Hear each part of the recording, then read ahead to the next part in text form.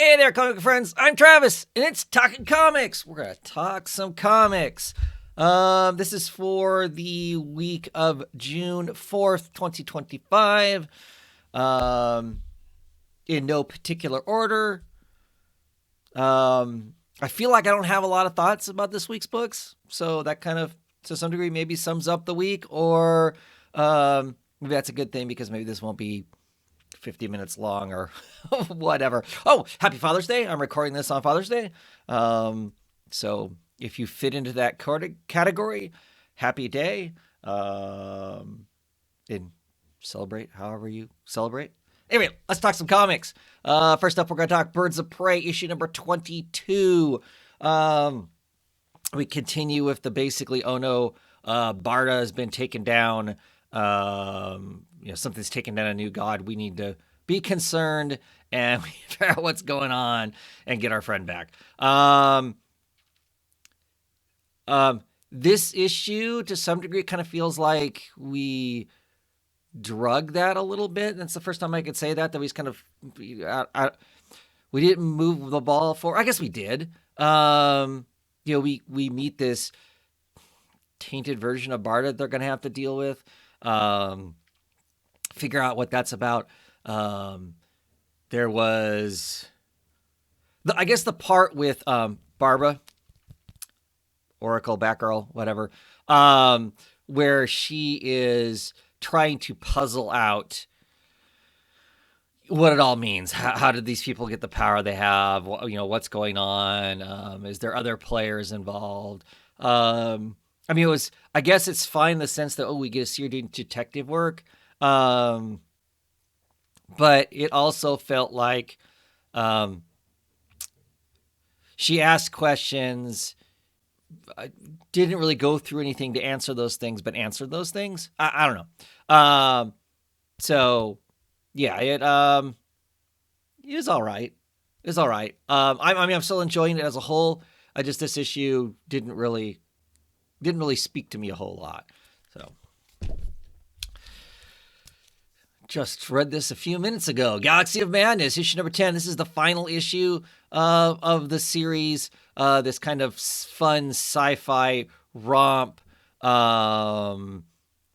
We get some Galactus homage in here, which is fun, and then kind of a rewrite of reality to shift some things the way they wanted to and whatnot. I quite enjoyed the book. This was a fine ending. Endings are tough. I feel like, and this was an enjoyable ending. I've enjoyed this all the way along. The art change, was it too disruptive? This issue, there were definitely panels and work that old artists, I'm 100% positive I would enjoy more than new artists, but all serviceable and all enjoyable, 10-issue kind of wild sci-fi run. Yep. Plague House, issue number 3.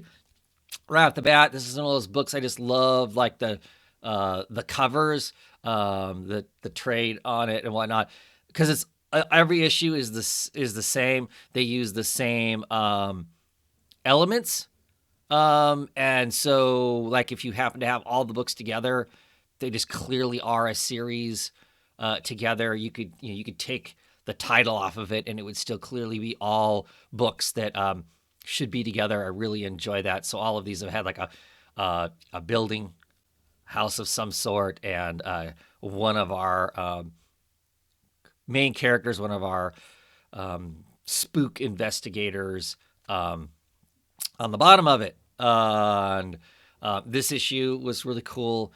We're kind of furthering this along. I think there's only one more issue left, so I'm not sure exactly where it goes. It's just really interesting. Spirits are talking to this guy who basically does like a podcast YouTube channel type thing where he and some of his friends go hunt ghosts. They've kind of broken up and whatnot. It happened in the last issue. And here, as separate people, bad things are happening to everybody else except for our main person.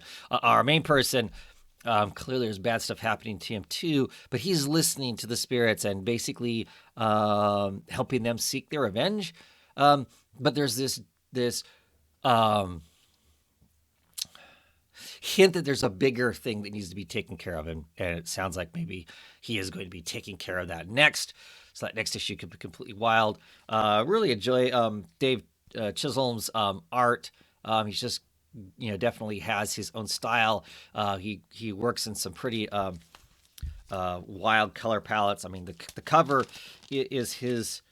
Also, I feel like the cover is tame to some of the work that is done inside. He's also, of course, recently worked on Spectrum. So if you're reading that, you know kind of what you're going to get as far as style and color. With him, just some really cool visuals there. So quite enjoy it. Looking forward to the final issue of that, written by Michael W. Conrad. I'm enjoying this. This is some of the best work I've read of his. I've read some of his Wonder Woman. I'm trying to think what else. I think there's something else I've read, but I'm really quite enjoying this quite a bit.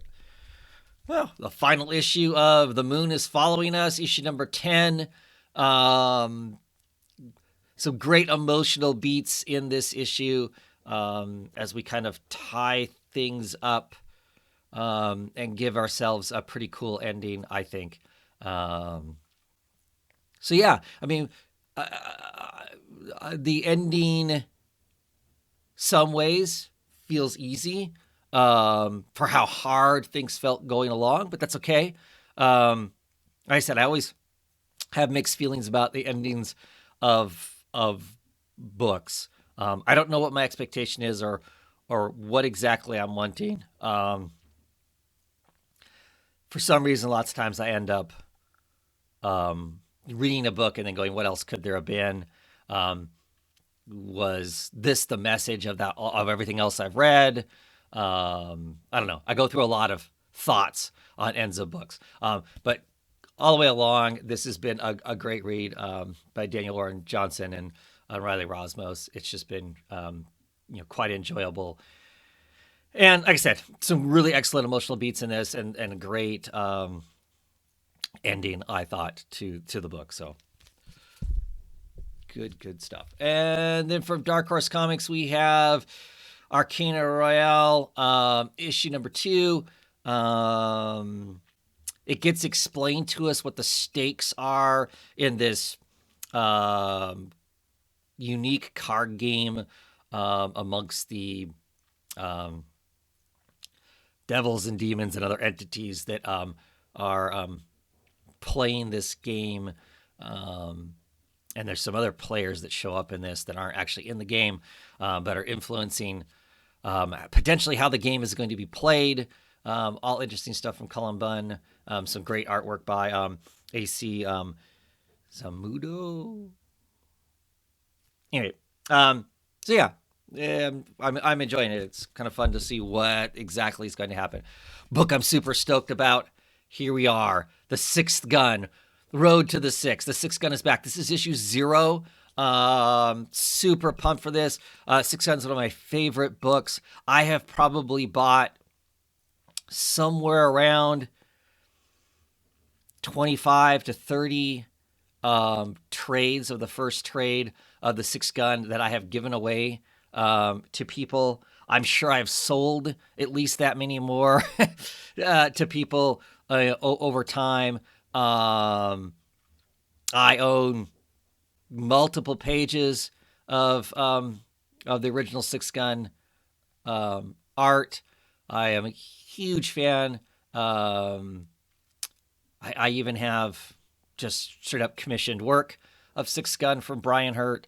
Just completely love the story, the ideas, everything about it. So in this issue, it is set way back 300 plus odd years before our story of the Sixth Gun, and also set after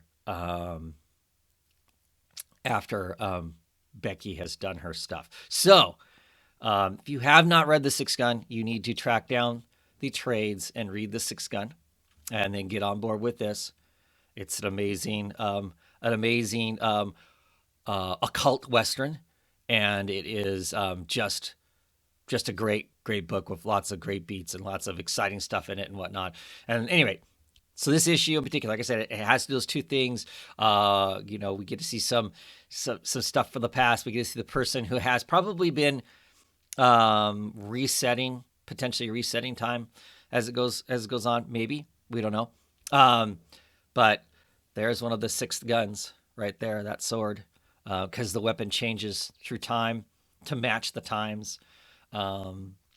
So very, very excited to see what happens. This basically kind of reintroduces everything, shows us who our players are. In the off chance you haven't been reading the kind of spin-offs, there's been a couple spin-offs from this. If you hadn't read that, reintroduces to you to some of our characters. And I am just really pumped to be getting into the Sixth Gun again, the road to the sixth. And as always, the wonderful Kaya. This is issue number 27. Stands down there in the corner.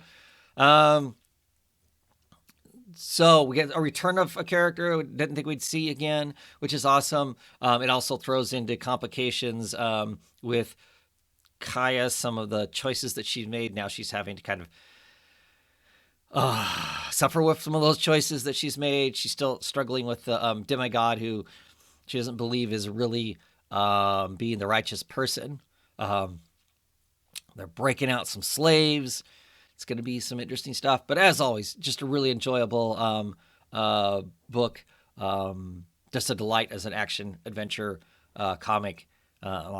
It's kind of perfect for that genre. So, and then we have Batgirl, issue number 8. We get more of the backstory of Shiva and her sister, some of what brings her to where she's at. I suppose it's interesting. I'm curious to see. I'm more interested in how this backstory, reading this journal, will inform Cassandra Cain going forward.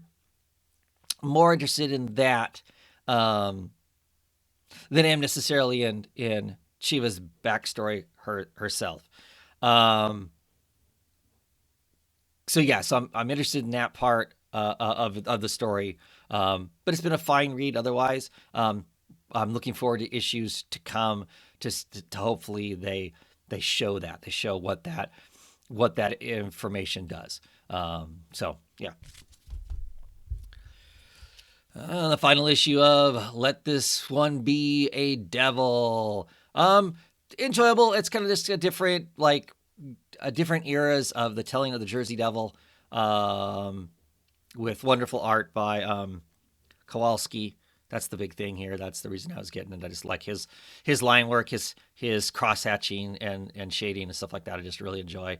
Has a very old school element to it as far as how the craft is done, how the craft used to be done. Relying less on the heavy lifting of colors. It was fine. It was an enjoyable read. The different endings are amusing. I even have kind of a Blair Witch segment in here, that somebody shooting that kind of a thing, which was kind of fun. But yeah. And like I said, I still think it's curious that on these they chose to use the old Dark Horse label up there in the corner as opposed to the new one. Kind of a cool, fun throwback. And then finally this week, we are looking at Poison Ivy, issue number 34. Really interesting issue because in this one, Ivy starts to decide to embrace the whole occult that's kind of wants to have her be their messiah of sorts and whatnot. And she seems to be more embracing I can't just mind my own business. I can't quietly try to save the planet. And it almost feels like that maybe she's questioning going back to her old ways of going about saving the earth and whatnot. And if that's the case, does she dip even deeper into being the super villain? Um, so far, the story has been written where, by and large, she is a supervillain by happenstance, um, more so than active, like world dominance kind of thing. So it'll be interesting to see if she moves farther that direction, if they choose to take her there or not. I can't imagine that they are going to. I think right now, a large portion of the fan base enjoys her as being this kind of anti hero sort of a character. And because people want to embrace her, and hard to do that if she's truly evil, right? So we'll see. There's kind of those characters that have moved that way. Harley Quinn's moved that way. Um, Catwoman's moved more that way. So interesting to tell these more morally gray stories as opposed to if they were just straight up villainy. Though, I mean, she is a villain. I mean, the starting of this series, she's infected herself with this basic fungal plague that is just going to wipe out, like the central and western United States, basically, just mass extinction of humans, because that's going to improve the planet if we don't have as many humans doing the human stuff to the planet. She fixes it ultimately, but yeah. Anyway, I'm still really enjoying the book. Interested to see where it goes from here. Interested to see what happens with Janet from HR. I love the fact that they basically, Janet from HR feels like that she is, not even a secondary character. And by and large, the last couple issues, she is a huge element of the book. So that's kind of fun. But yeah, it's a week of comics. I enjoyed it. I don't have this week's comics yet. So the challenge will be on to get them read. Hopefully they show up on a Monday and I can read them throughout the week so I can talk about them. Anyway, have a great one, everybody. See you next time.